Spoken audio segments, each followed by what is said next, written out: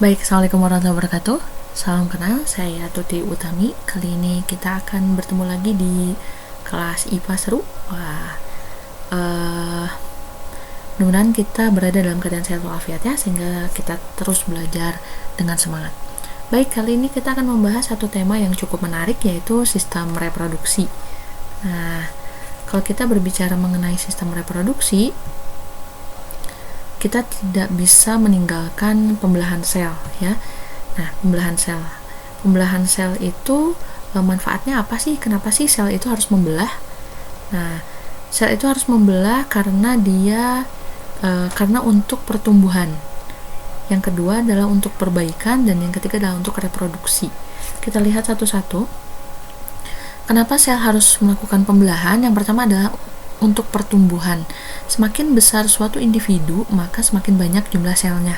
Kita tahu bahwa tumbuhan yang kecil ini, jumlah selnya lebih sedikit daripada tumbuhan yang tinggi ini. Sama adik bayi itu jumlah selnya lebih sedikit daripada orang dewasa. Ya, jadi semakin besar suatu makhluk hidup, maka semakin banyak jumlah selnya. Jadi sel harus membelah begitu. Yang kedua adalah untuk perbaikan. Ya, kita pernah terluka tentu saja ya, teriris pisau atau jatuh. Nah, ketika kita terluka, maka ada bagian dari tubuh kita yang rusak, bagian dari sel-sel yang rusak. Nah, beberapa hari kemudian luka itu sudah baik, sudah membaik, sudah bagus lagi, sudah tertutup lagi dengan kulit. Nah, kenapa bisa seperti itu? Karena terjadi pembelahan sel. Jadi kulit kita membelah untuk memperbaiki sel-sel yang rusak. Gitu. Dan yang ketiga adalah untuk reproduksi. Kita tahu bahwa reproduksi itu melibatkan sel sperma dan sel ovum ya. Nah, untuk membentuk sel sperma dan ovum itu memerlukan mekanisme pembelahan sel ya. Jadi ada 3 manfaat pembelahan sel, ada untuk pertumbuhan, untuk perbaikan, dan untuk reproduksi. Oke, kita lanjut. Ada 2 jenis pembelahan sel. Yang pertama adalah pembelahan mitosis, dari 1 sel induk menjadi 2 sel anakan ya. Nah, ini adalah fase-fase dari pembelahan sel secara mitosis. Ini di bawah mikroskop gambar yang ini ya. Nah, ini skemanya. Untuk gambar 1 dan 2 ini adalah profase, di mana kromosomnya itu menebal. Kemudian gambar yang ketiga ini adalah metafase, di mana kromosom-kromosomnya itu berada di bidang ekuator sel. Dan yang keempat ini anafase, di mana yang tadi sudah berkumpul di tengah sel, kemudian mereka berpisah menuju ke kutub-kutub selnya. Kita sebut sebagai anafase. Kemudian yang keempat ini adalah telofase, di mana mulai terbentuk sel-sel yang baru.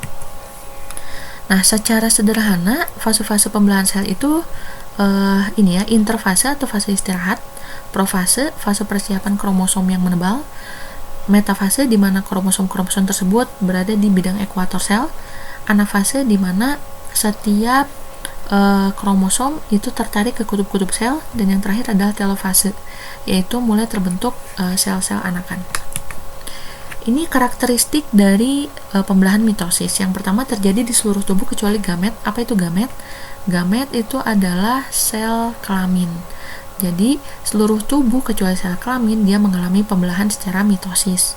Kemudian dia menghasilkan 2 sel anakan, di mana sel-sel anakan yang dibentuk ini materi genetiknya yang dihasilkan jumlahnya sama dengan induknya. Kalau induknya punya 4 kromosom, maka anaknya pun akan memiliki 4 buah kromosom. Maka kita sebut dia bersifat diploid atau 2N. Jenis pembelahan yang kedua adalah pembelahan meiosis. Nah, sebetulnya pembelahan meiosis ini terjadi seperti 2 kali pembelahan mitosis. Makanya fase-fasenya mulai dari interfase, fase istirahat, ada profase, kemudian ada metafase 1, ada anafase 1, kemudian telofase 1. Ya, dari sini kemudian melakukan pembelahan kembali ya, dari mulai profase 2, metafase 2, yang ini anafase 2 dan telofase 2. Begitu. Sehingga dari 1 sel induk itu akan menghasilkan 4 sel anakan, 1, 2, 3, 4. Begitu. Itu perbedaannya ya. Nah, karakteristik dari pembelahan meiosis itu terjadi pada sel gamet. Apa itu gamet? Gamet itu adalah sel kelamin ya.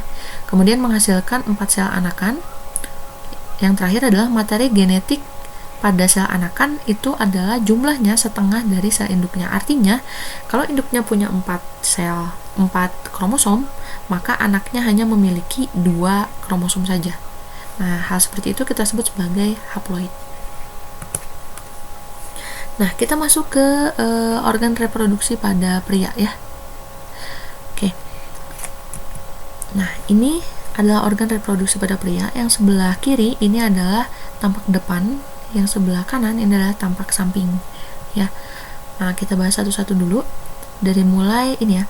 Nah, yang ini adalah testis. Testis itu berfungsi untuk menghasilkan sperma. Nah, sel sperma yang dihasilkan itu dimatangkan di bagian yang ini. Kita sebut dia epididymis. Setelah matang, sel sperma akan bergerak melalui ini nih, saluran yang ini kita sebut sebagai vas deferens ya, atau ductus deferens di sini, vas deferens. Dia akan bergerak menuju ke vesicula seminalis di sini. Disimpan sementara. Dari vesicula seminalis, maka sperma akan ditambah cairan semen yang dihasilkan oleh kelenjar prostat yang ini dan kelenjar bulbouretral yang ini. Cairan semen dan sperma dikeluarkan melalui uretra di penis. Begitu ya. Nah, yang ini juga sama. Cuman ini tampak samping. Oke. Nah, satu lagi adalah organ reproduksi pada wanita. Ini tampak samping ya, yang ini tampak depan. Yang tampak depan dulu. Kita mulai dari ovarium atau ovari. Ovarium ini sama seperti testis untuk membentuk gamet. Kalau pada laki-laki itu sperma, kalau pada perempuan itu adalah ovum atau sel telur, dibentuk di ovarium. Kemudian ini ada fimbriae nih, yang seperti jari-jari begitu ya. Fungsinya untuk menangkap sel ovum yang telah matang. Kemudian ada tuba fallopi yang ini. Tuba fallopi itu adalah jalan di mana ovumnya telah matang menuju rahim. Begitu. Tuba fallopi itu adalah tempat ideal terjadinya pembuahan. Kemudian ini ada uterus yang ini ya. Ini adalah uterus atau rahim. Kemudian ini adalah cervix, yang ini adalah cervix atau leher rahim, dan yang bawah ini adalah vagina.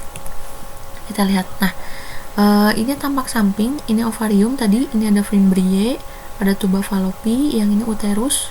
Uterus itu kalau dalam keadaan normal hanya segenggaman begini ya, dan dia sangat berotot. Kemudian ini ada cervix dan ini ada vagina. Nah, ini ada bladder. Apa itu bladder? Kantung kemih. Ya. Oke, kita lanjutkan. Nah, itu saja fungsinya untuk apa? Oke. Tadi kita tahu ya, untuk ovarium tadi menghasilkan sel telur, fimbriae itu tadi menangkap sel telur yang matang, tuba fallopi itu tadi untuk jalan dan sebagai tempat ideal terjadinya pembuahan.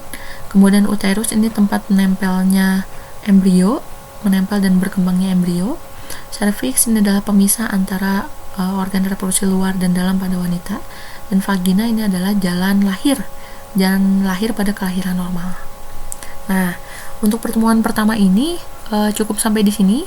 Kita sudah belajar tentang macam-macam pembelahan, kemudian organ reproduksi serta fungsinya pada laki-laki dan perempuan. Untuk tugasnya Ibu sudah share di Google Classroom. Selamat belajar. Assalamualaikum warahmatullahi wabarakatuh.